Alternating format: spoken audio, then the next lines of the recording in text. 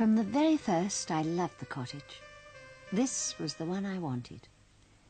And I ignored all suggestions that I might feel lonely here with Andrew away at sea 1 month out of every 2. The whitewashed walls, the quaint windows, and the thatched roof were so different from the semi-detached we'd left behind in London. We were in the middle of the countryside, and the Atlantic was less than a mile away.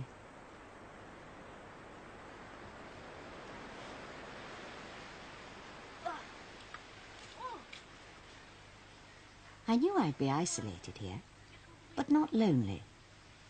And of course I'd have Kelly, our daughter, and Andy, the cross-eyed pregnant collie that Andrew had bought for me, to protect me, he said. What is it? For bunnies. Found any worms yet?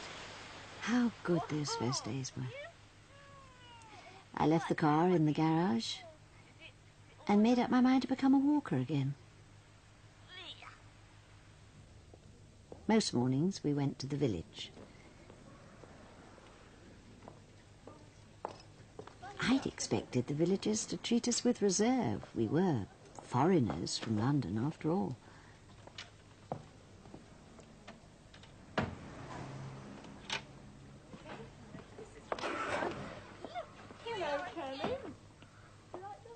But Kelly soon broke down any barriers.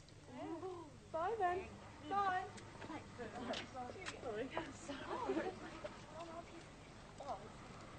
Where's Teddy? Teddy gonna have one? You're gonna keep them all to himself.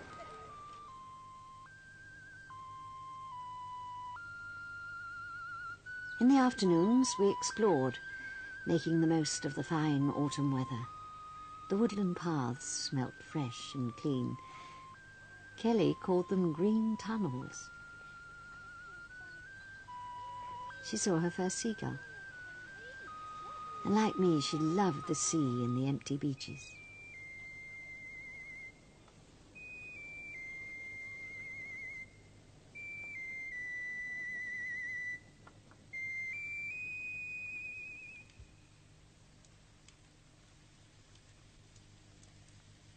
In the evenings, I would light a fire in my small sitting room, and with Kelly asleep upstairs and the dog in her place on the hearthrug, I would write to Andrew, a daily chronicle of small events. Writing to him was so easy then.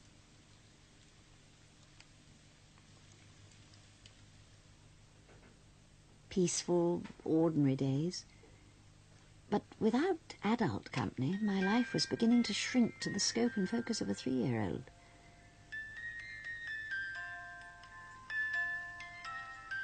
Eventually, I asked a neighbour, Mrs. Kimms, if she would do a bit of cleaning and babysitting for me. She and Kelly quickly took to each other, and that gave me some time of my own. Come in here. There's Mummy. One day, picking my way along a cliff top, I noticed a track, half overgrown with grass. A narrow path, but definitely a path. Come on, Andy. Come on. Come on, you silly dog. Come on in. He's a good girl. I followed its gradual descent, Andy bounding ahead, excited by the country smells. In the distance I could hear the waves breaking on the shore. Then, as I rounded a bend, I found myself at the entrance to a hidden cove. The rocky cliffs, rearing up on each side, seemed to cut it off from the rest of the world.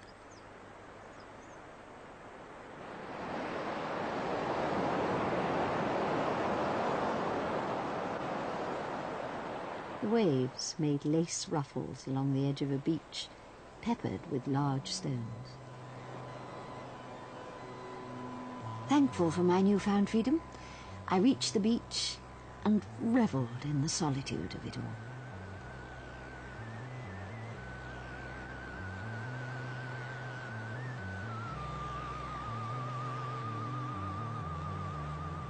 I felt a child's delight in seeing my shadow stretching ahead of me, knife sharp against the yellow sand as I followed Andy to the edge of the sea.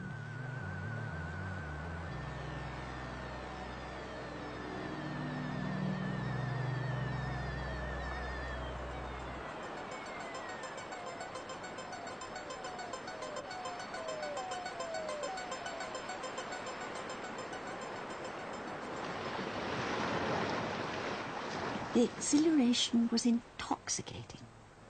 I was bursting with energy. I started to climb the rocks, making my way towards a ledge I'd spotted. When I got there, I was quite breathless.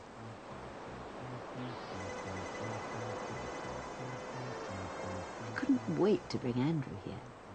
I could just see him climbing up to the ledge with Kelly on his shoulders.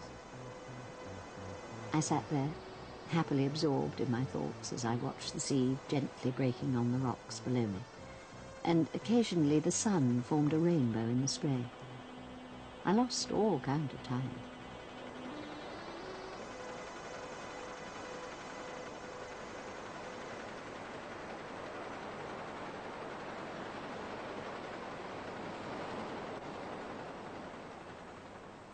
Then, although the sun still shone, I began to feel quite chilly. I found myself thinking longingly of home. Carefully, I made my way down to the beach again. Then above the wind, I thought I heard something.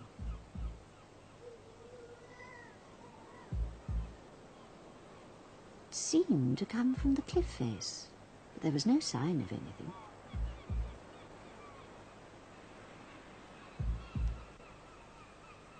Puzzled, I called Andy to me and moved on, but hadn't gone far before I heard it again. This time, unmistakably, a cry. I was scared, and half walking, half running, made my way back to the path. It must have been a gull, I told myself. Gulls can sound extraordinarily human sometimes. But I was fighting panic every step of the way. It was a relief to reach the road again, to be back in the world of people and familiar places.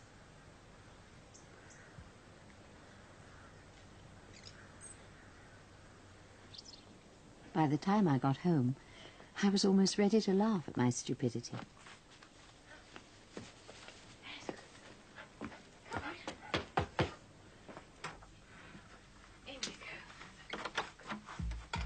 As soon as I walked in, I smelt the cigarette smoke. Then I saw a carpetbag on the floor, and knew with a sinking heart that Fran had come. I hoped I'd never see her again. We'd parted on bad terms, but Fran always turns up. She was in the garden with Kelly, and there was no sign of Mrs. Kinns. I assumed that Fran had sent her home. Steeling myself to seem welcoming, I went out to join them. I always resented the way my daughter abandons me as soon as Fran appears. Fran cares nothing for children. She's told me so. But she has quite a way with them when she sets out to please, and she was certainly sparing no pains to please Kelly. Come on. What? Come on. Later, she told me she'd just come back from wandering around India and thought she would come and see how I was making out in Cornwall. I realized that I knew very little about Fran, though my life is an open book to her.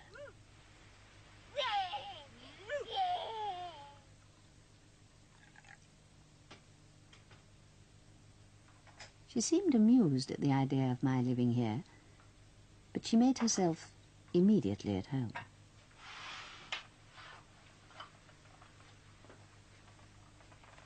Hi, darling. Yeah, she had already settled into my chair.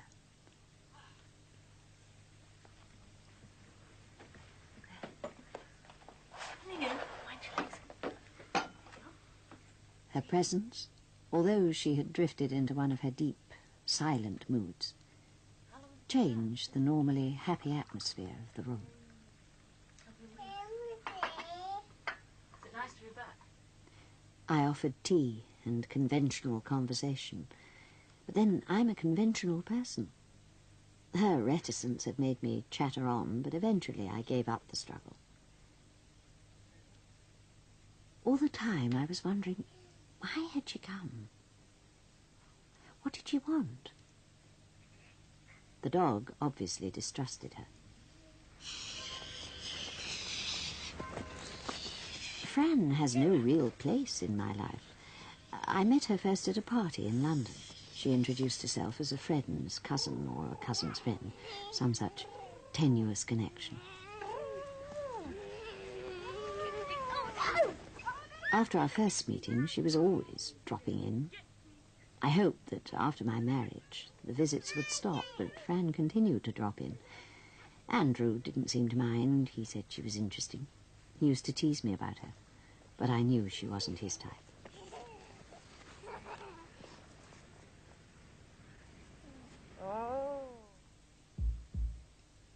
It was obvious that she intended to stay for a while.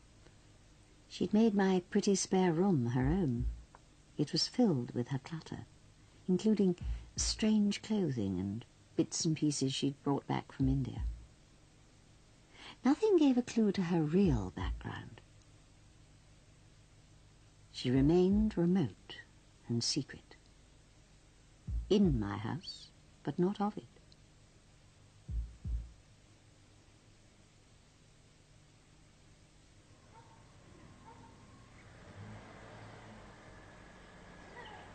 I've never known anybody who felt really comfortable with Fran.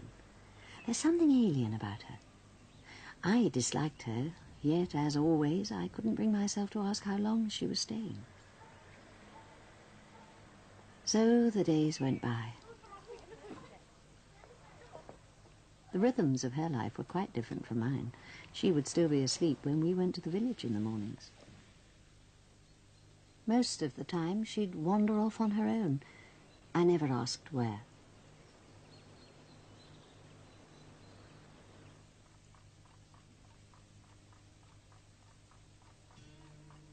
Some nights, long after I'd gone to bed, the melancholy sound of her guitar would keep me awake.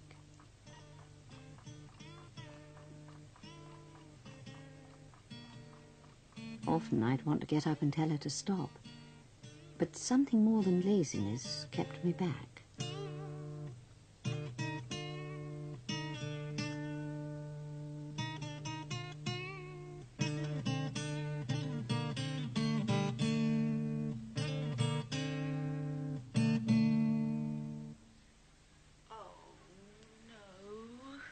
One day, I came back from the village to find Andrew's photograph smashed on the floor. It must have been the wind, Fran had suggested. But the windows were all shut. More than ever, I wanted to be rid of her.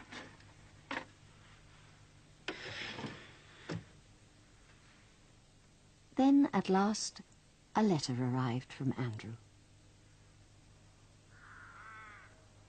As I took it to my favourite seat in the garden, I felt light-hearted for the first time in days.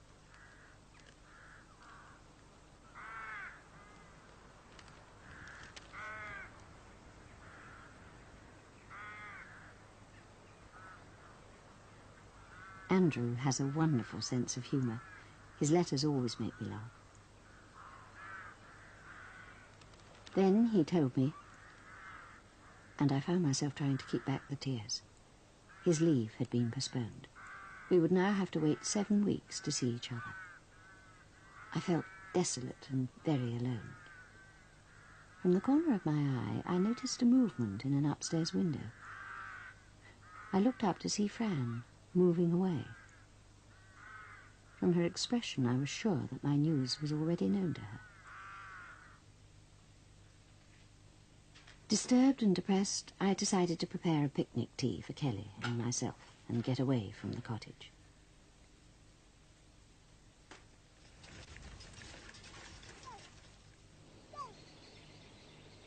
Then Fran said she would come with us. I felt bitterly resentful of her intrusion, but powerless to do anything about it. She led the way, with us, but always remote, unaware.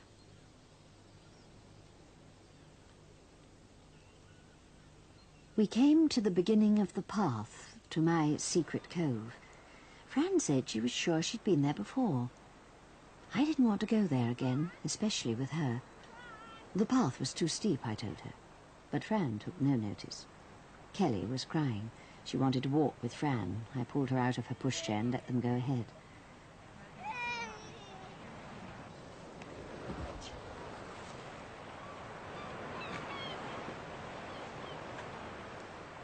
My jealousy had become an obsession. I recognized that. But I couldn't control it. I had to constantly suppress an overwhelming feeling that Fran was trying to take over my child.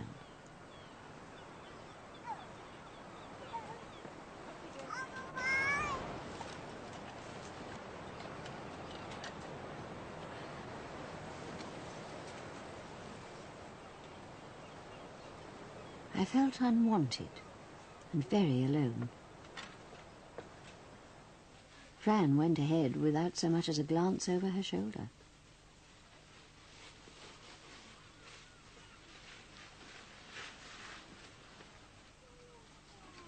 I dropped further and further behind, hampered as I was with pushchair, picnic and the teddy. I tried, but I couldn't keep up.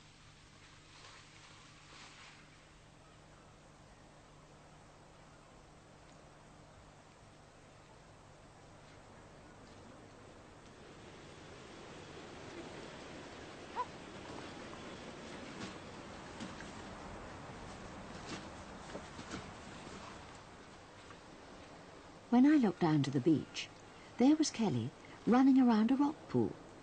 At first I didn't see Fran. Then I spotted her, standing motionless, looking out to sea. How dared she leave my daughter alone? Aware of danger, I left the pushchair and hurried the rest of the way to the beach.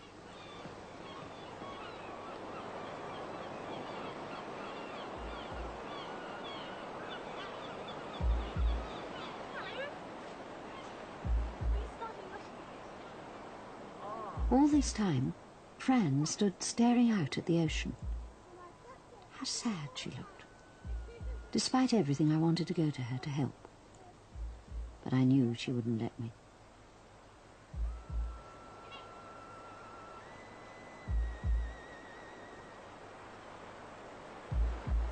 So, instead, I took Kelly down to the sea and we played together. It was fun, and I'm ashamed to admit I almost forgot about Fran.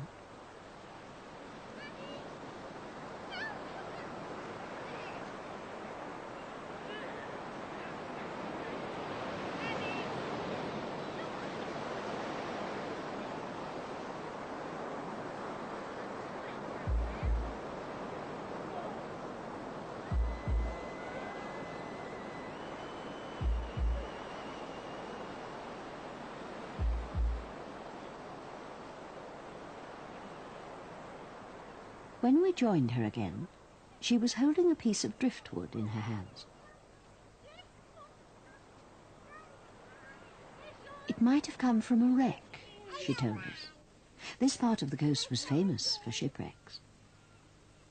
The desolate cries of seagulls filled the uncomfortable silence between us. Then Fran said that there's a legend that seagulls are the souls of dead children. Children. I remembered the strange cries I'd heard and felt a chill run down my spine. I knew she was trying to frighten me, but I was determined not to show it. Then, without another word, she marched off across the beach. It frustrated me to see that Kelly was in her arms again. The mood of the beach had quite changed, and I was possessed by the most primitive of emotions. fear, and anger. Now I was ready to tell Fran to clear out of our lives. But while she held Kelly, I dared not speak. I wanted desperately to hit her with that plank, but I knew I wouldn't.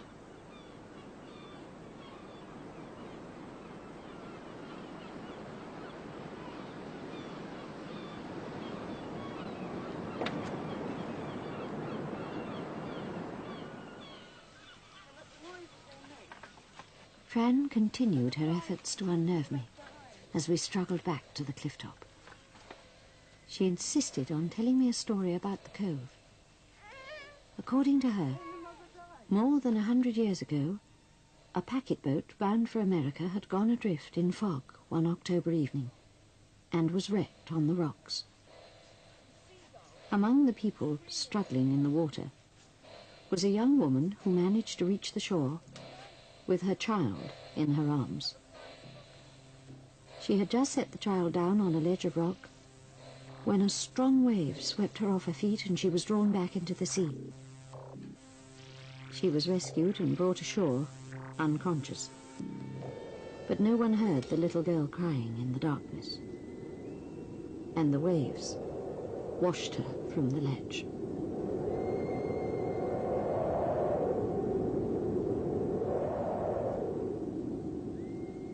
I was thankful to reach the cliff top. I felt safer there. But Fran still held Kelly.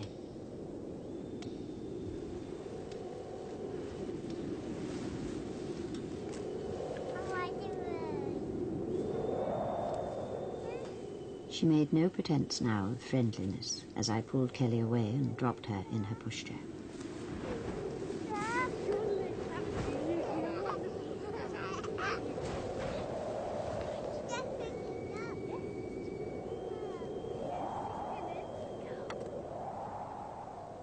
Inside, I was shaking. Outwardly, I tried to put on a brave front. Fran said nothing. She sat beside us, looking at Kelly with an expression which was hard to describe, but which chilled me.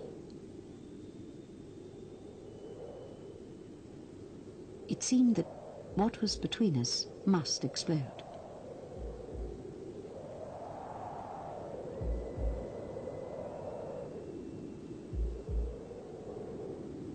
My child. Her child? What did she mean?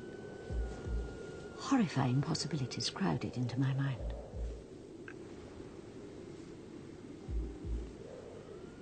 I wanted her to stay, to explain.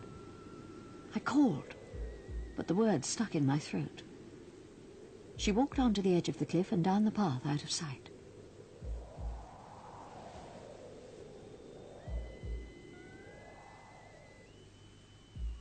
I rushed after her, but she was nowhere to be seen. Into empty space, I screamed out all my hatred.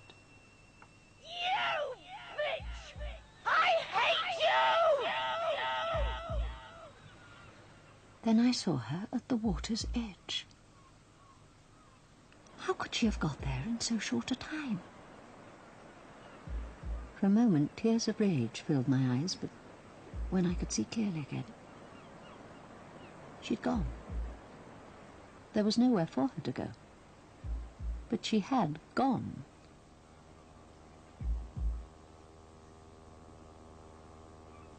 Confused, dazed, I turned away, then stared, unable to believe my eyes. Kelly's teddy bear was rolling towards the cliff edge as though blown by the wind. But as it dropped over the edge, I suddenly realized there was no wind. Panic began to take control.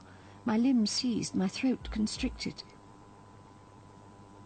Horrified, I watched as Kelly clambered out of her pushchair. She wasn't looking at me. She was smiling as though someone she knew was calling her. Then she began to run. I don't know how I got to her, but I thanked God as I clung to her. My knees felt as if they must give way as I tried to get to the pushchair. But as I reached for it, it pulled away from me. For one frozen moment, I stood, watching after it.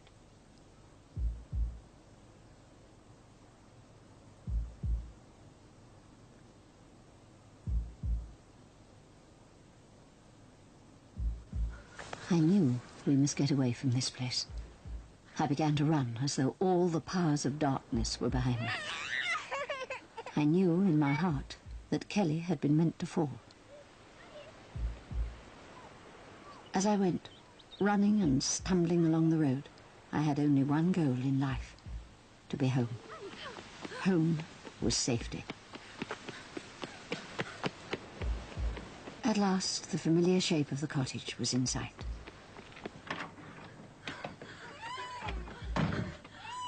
I leaned against the door. We were safe.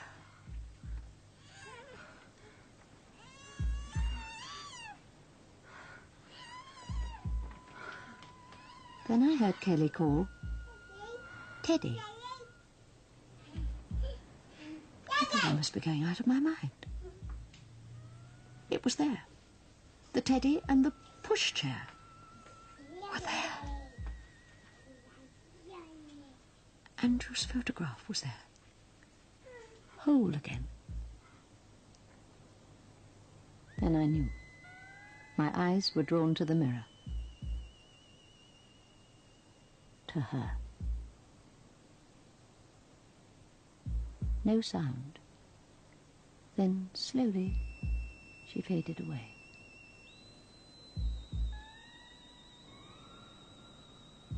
We're on our own now. But fear has moved in with me. And the night is still to come.